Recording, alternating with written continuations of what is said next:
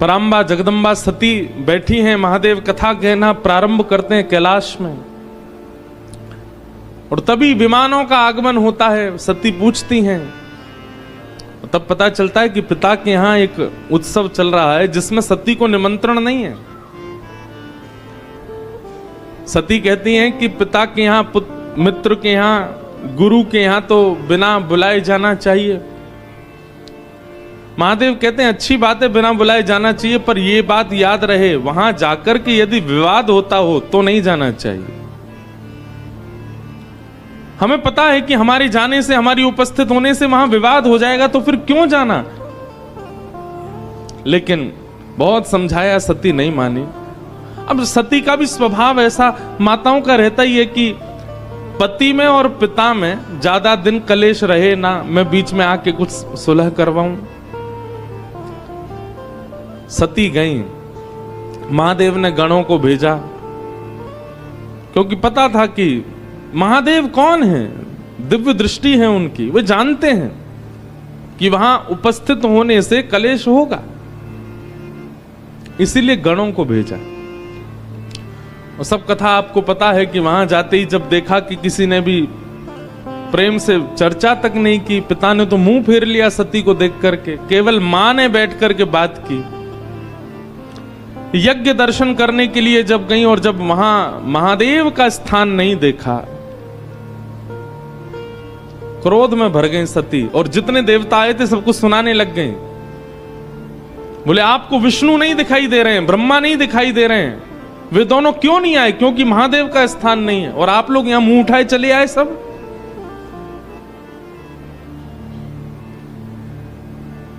लोग कहते हैं कि सती ने यज्ञ कुंड में प्राण त्यागे नहीं। मानस जी में गोस्वामी जी कहते हैं कि श्री सती ने महादेव के अपमान को देख अपनी योगाग्नि से ही अपने देह का त्याग कर दिया।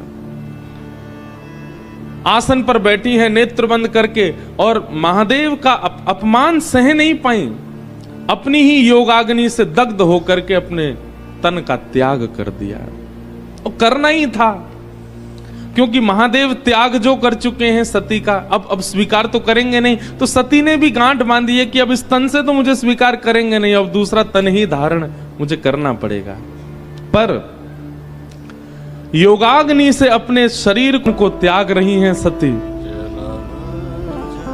और उस समय हरि से प्रार्थना कर रही हैं, मुझसे अपराध बना, महादेव प्राप्त करने के बाद भी मैं महादेव के स्वरूप को समझ नहीं पाई, उनके अनुरूप बन नहीं पाई। हे हरि, आप केवल, आपके शास्त्र कहते हैं अंते यामति सा गति, अंत में जो मांगो, अंत में जो सोचो वो मिलता ही है। मैं केवल आपसे एक वरदान मांगती हूं, क्या? जन्म जन्म शिव पद अनुराग।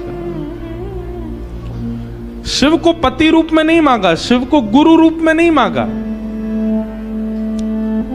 शिव के चरणार बिंदों के प्रति अनुराग मांगा। सती ने ऐसा नहीं कहा है कि वो अगले जन्म में शिव अर्धांगिनी ही बनकर के आए, बस वो जहां भी रहे वहां से ही शिव के चरणों के प्रति उनका अनुराग हो, ये मांगा।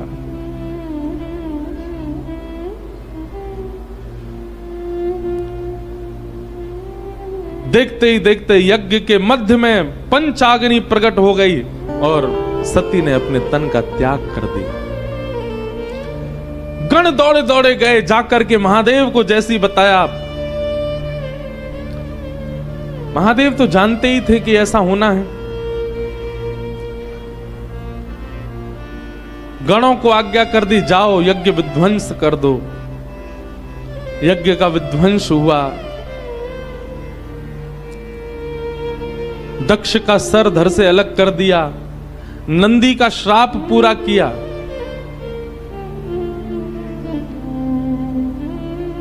भगवान ने आकर के यज्ञ की रक्षा की। नारायण भगवान ने आकर के शिव के क्रोध को शांत किया। बोले यज्ञ विध्वंस मत करो, हम तो यज्ञ की रक्षा के लिए आते हैं पृथ्वी पर।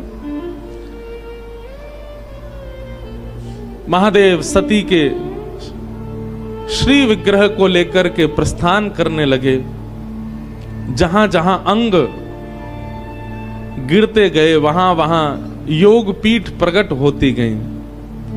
संपूर्ण भारत को पवित्र कर दिया सती ने।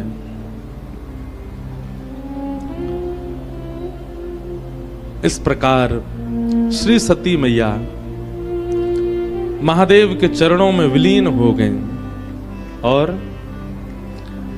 अंत में मांगा गया वरदान सती को फलीभूत हुआ। कैसे? तेहि कारण हिम गिरि ग्रह जाई, तेहि कारण हिम गिरि जनमी पार्वती तन पाई, जनमी पार्वती तन पाई। वही सती अपने अंत में जब शिव चरणारविंदों की कामना करती हैं, अगले जन्म में वही हिमाचल की पुत्री, हिमालय की पुत्री पार्वती के रूप में प्रकट हुई। पराम्बा जगदम्बा श्री पार्वती मैया की, श्री पार्वती जी का प्रादुर्भाव हुआ। जब ते उमा शैल ग्रह जाई, जब ते उमा शैल ग्रह जाई, सकल सिद्धि संपत्ति तह छाई, सकल सिद्धि संपत्ति तह छाई। जहाँ तहाँ मुनिन सुआश्रम कीन्हे, जहाँ तहाँ मुनिन सुआश्रम कीन्हे, उचित मास हिम भूदर दीने, उचित मास हिम भूदर दीने, उचित मास हिम भूदर दीने,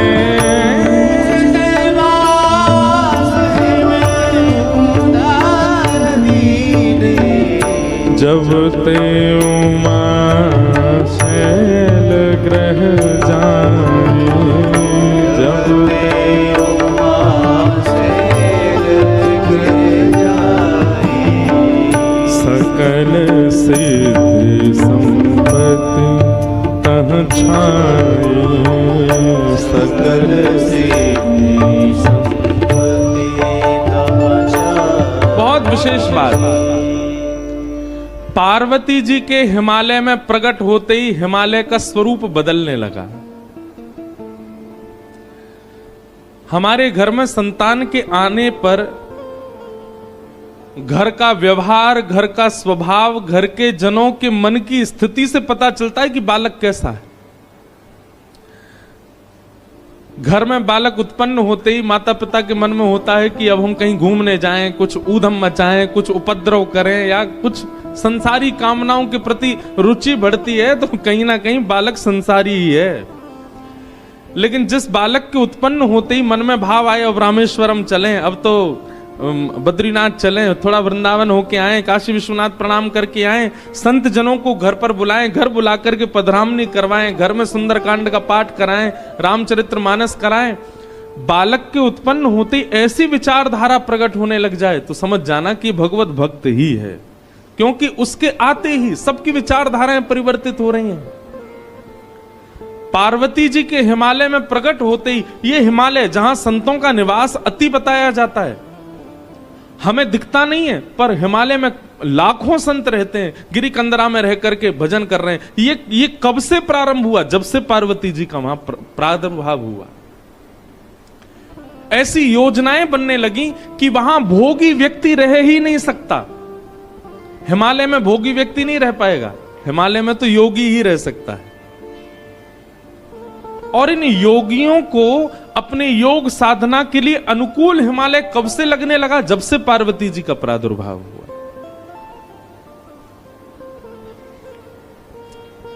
तो कई बार संतान घर में उत्पन्न हो, उस समय घर के सदस्यों की विचारधारा से पता चल जाता है कि संतान कैसी है।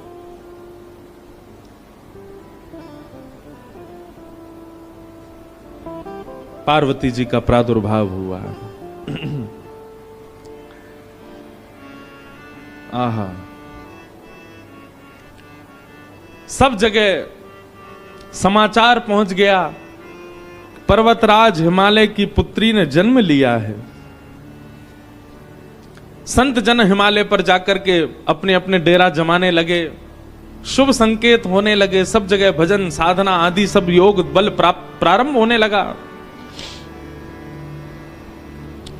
नारद जी महाराज को जब ये समाचार पड़ा कि हिमालय के यहां पुत्री ने जन्म लिया है, नारद जी पहुंचे और हिमालय ने खूब स्वागत किया, सत्कार किया। संत पधारे।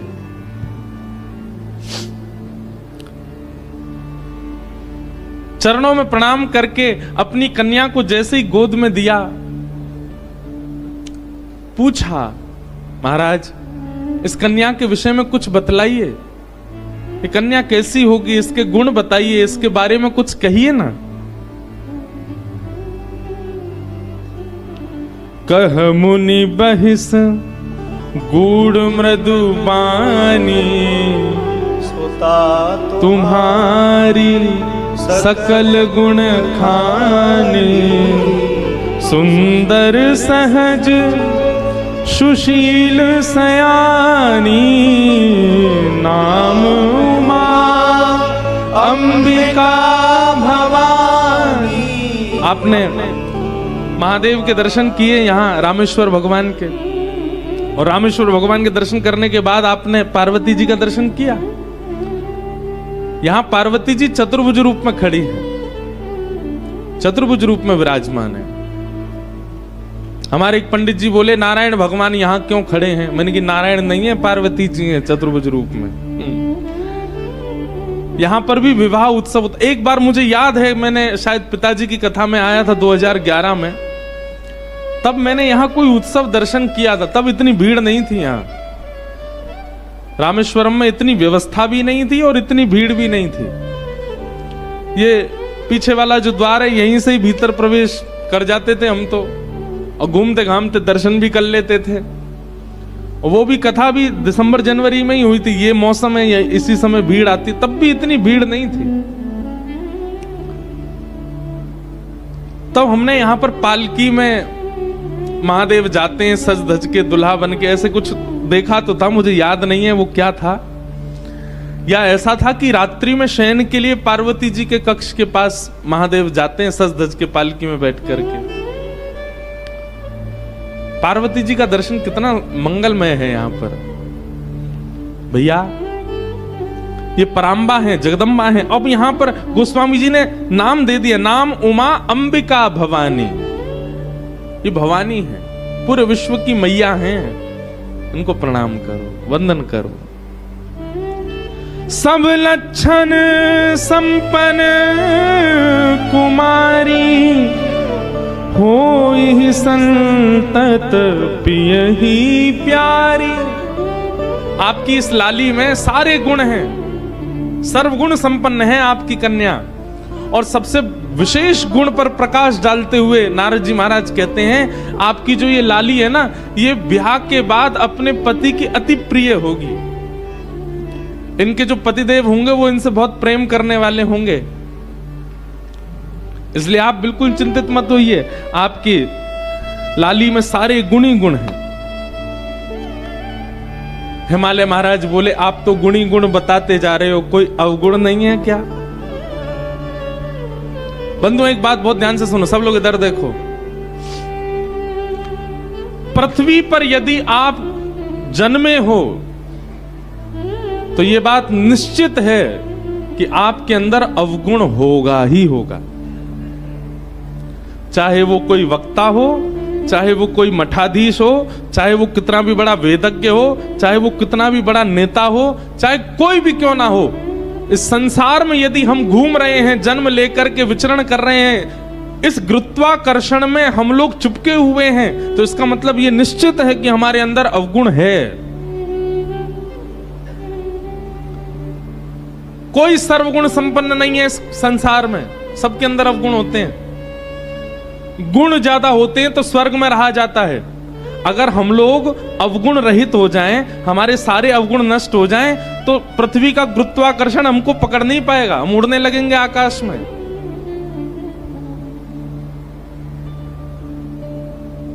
वायु में तैर के ही पहुंच जाओगे धनुषकोडी।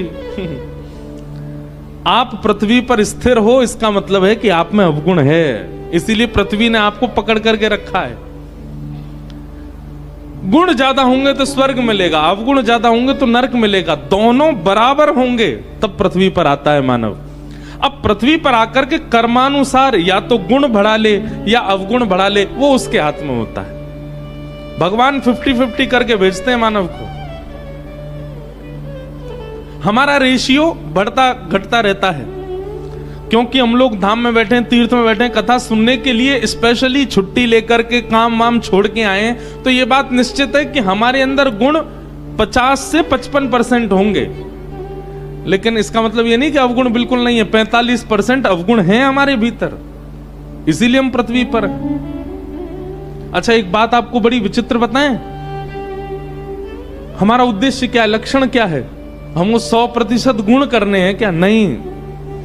अगर गुण की मात्रा बहुत ज्यादा हो गई तो स्वर्ग मिलेगा, शिवलोक नहीं मिलेगा, रामलोक नहीं मिलेगा, कृष्णलोक नहीं मिलेगा। भागवत जी कहती हैं भगवत धाम की प्राप्ति के लिए तो शून्य होना पड़ेगा, गुण भी नहीं अवगुण भी नहीं, दोनों शून्य हो। आप कहोगे ये कैसे संभव होगा? स्वयं भगवान बताते हैं, असहाय की सहायता करके, परोपकार करके अपने पापों को कम करो। दूसरों की सहायता करने से पाप कम होते हैं, और उपस्थित भोग भोगने से, जैसे ब्याह कर लिया, धन हो गया तो गाड़ी खरीद ली, बढ़िया घर बना लिया, ये उपस्थित भोग हैं। इन उपस्थित भोगों को भोगने से पुण्य कम होते हैं। अब आप कहोगे ये शून्य हो गए, ये कैसे पता चले? जित देखूं उतित श्याम मई है, जिसको देखो उसमें ही राम जी दिखने लग जाएं, जिसको देखो उसमें ही गुण दिखने लग जाए, समझ जाना पाप और पुण्य दोनों शून्य हो गए। बहुत विस्तृत है ये भाव, हमने सूक्ष्म में सुना दिया है। हिमालय जी बोले आपने तो पार्वती जी में सारे गुण ही गुण बता दिए, हमारी लाली में कोई अवगुण नहीं है।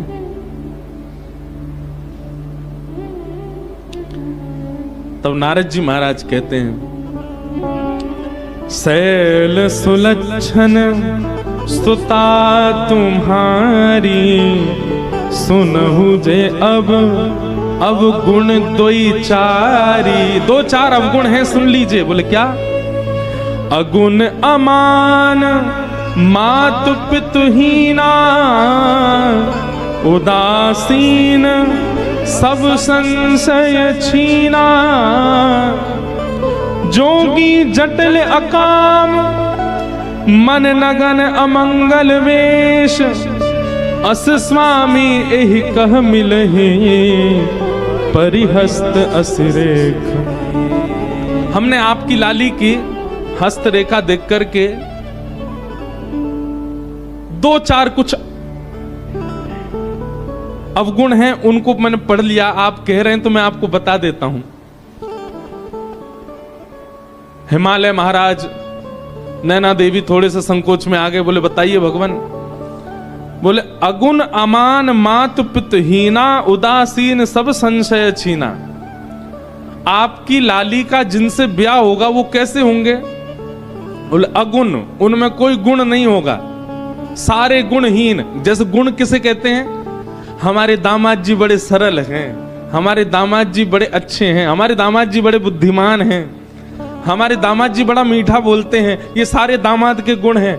आपके जो दामाद जी होंगे वो अगुण होंगे, उनमें कोई गुण नहीं होगा। आप किसी दूसरे से कह नहीं सकते कि हमारे दामाद जी में ये गुण है, अगुण।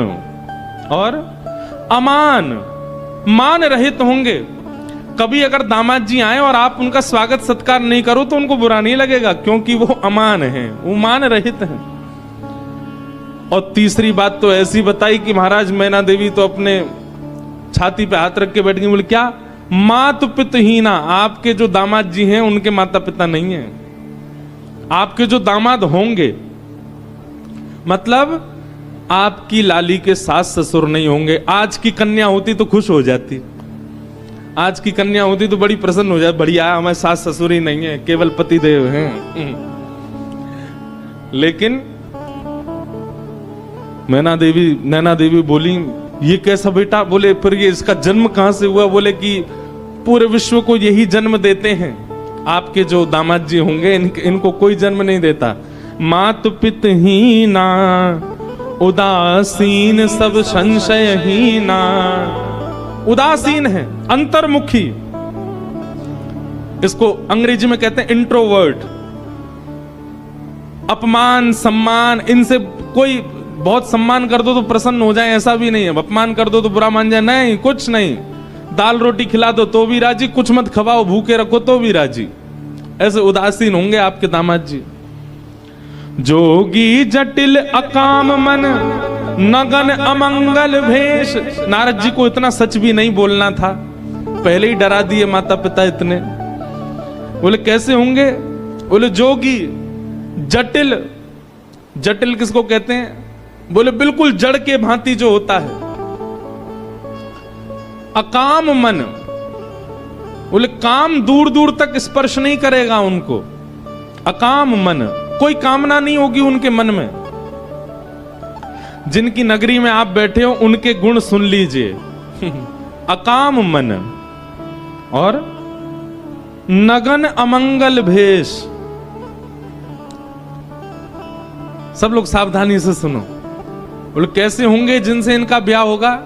बोले नग्न। वस्त्र पहना दो तो ठीक, नहीं पहनाओ तो कोई बात नहीं। अमंगल भेष। एक कथा हम एक महात्मा जी से सुन रहे थे।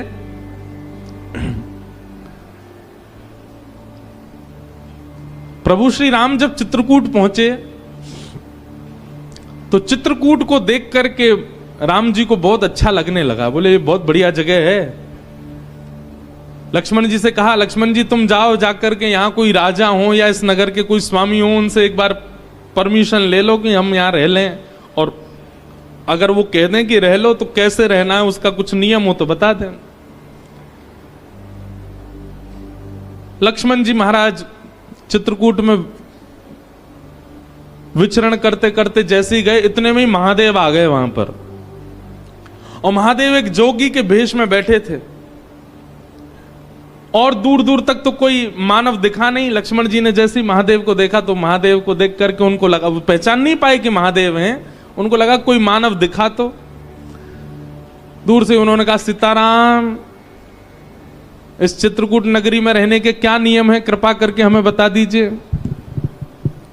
तो वर्णन करते हैं कि महादेव अपनी जीभ निकाल करके और अपने गुप्तांगों को पकड़ करके नृत्य करने लगे, उछल उछल करके।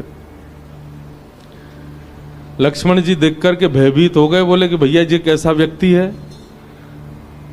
हमने तो इनसे पूछा कि यहाँ कोई नगर वासी हो तो बताओ, उसके बारे में कुछ बताओ। ये कैसे जीभ पकड़ करके और अमंगल स्थान का स्पर्श करके नृत्य कर रहे हैं हमारे सामने? लक्ष्मण जी को क्रोध तो आया कि थोड़ा हम कुछ लड़ाई झगड़ा कर लें, मारपीट करें, इस प्रकार से हमारा अपमान कर रहे हैं। पर उन्होंने सोचा कोई नहीं, राम जी से जाके एक बार बता दे। दौड़े दौड़े लक्ष्मण जी आए। बोले पूरे नगर में कोई तो मिला नहीं हमको, एक जोगी मिला। राम जी बोले अच्छा, तो जोगी ने क्या किया? बोले हमने उससे पूछा कि भैया ये नगर में कौन, यहाँ के राजा, यहाँ रहने का क्या नियम? वो तो अपनी जीभ पकड़ करके और ऐसे अपने गुप्त स्थान को पकड़ करके नृत्य करने लगे। राम जी जोर से हंसे। लक्ष्मण जी को हृदय से लगा के बोले, अरे तुमने साक्षात महादेव का दर्शन किया है। साक्षात महादेव है, उनके रूप को पहचानना बहुत मुश्किल है। बोले महादेव थे तो इस प्रकार से कौन नृत्य करता है? राम जी बोले, भैया तुम समझे नहीं, समझदार को इशारा काफी। वो इशारा करके बता रहे थे। उन्होंने कहा कि इस नगरी में यदि रहना है तो सबसे पहले जीव पकड़ी। बोले वाणी वेगम, अपनी जीव को वश में रखना, रसना को वश में रखना, ज्यादा बहुव्यंजन पाने की इच्छा मत रखना। जीव पकड़ करके उन्होंने वह बताया। और दूसरी उन्होंने हमको आज्ञा की है कि भाई वनवासी बने हो, वन में रहने के लिए आए हो, तो अपने काम पर भी विजय प्राप्त कर लेना। इन दो चीजों पर विजय प्राप्त करके वन में रहा जा सकता है, ये संकेत किया है उन्होंने लक्ष्मण। तुम समझ नहीं पाए। लक्ष्मण जी तो बड़े भाव लोग, बताओ महादेव सामने आए, मैं उनको पहचान भी नहीं पाया। राम जी ने दूर से सुनकर के बता दिया कि वो महादेव हैं। तो ऐसे हैं महादेव। अगर किसी की बहुत प्रबल इच्छा हो कि मैं महादेव का प्रत्यक्ष दर्शन करूं, तो संसारी व्यवहारों से पहले अपने आप को ऊपर ले जाना, क्योंकि महादेव प्रकट होंगे, उनके आव भाव गुण स्वरूप को समझ पाना बहुत मुश्किल है, हर कोई नहीं जान पाएगा। नारद जी महाराज बोले, जोगी जटिल अकाम मन नगन अमंगल भेष, ऐसा भेष होगा आपके दामाद का। अस स्वामी एहि कह मिलहि परी हस्त अरि रेख, मैंने इनकी हस्त रेखा देख करके ये पहचान लिया है।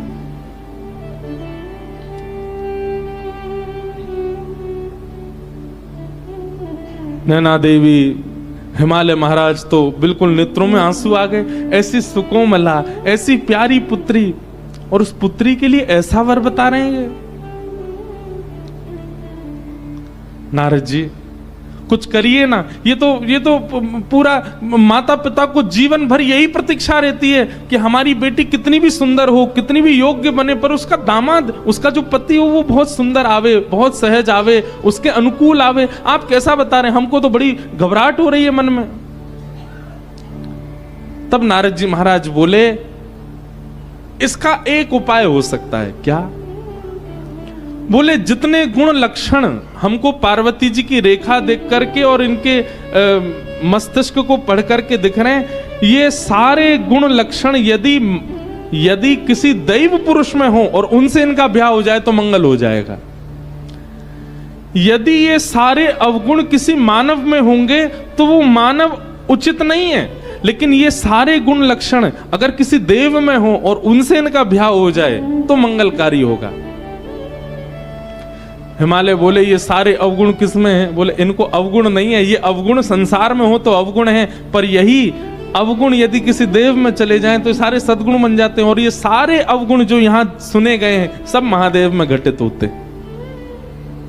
महादेव ऐसे ही हैं। अगर महादेव आपकी पुत्री को स्वीकार कर लेंगे तो इनकी हस्तरेखा और इनकी जन्म कुंडली भी सत्य हो जाएगी, और देव भी नहीं, महादेव प्राप्त हो जाएंगे। लेकिन उसके लिए आपकी पुत्री को तप करना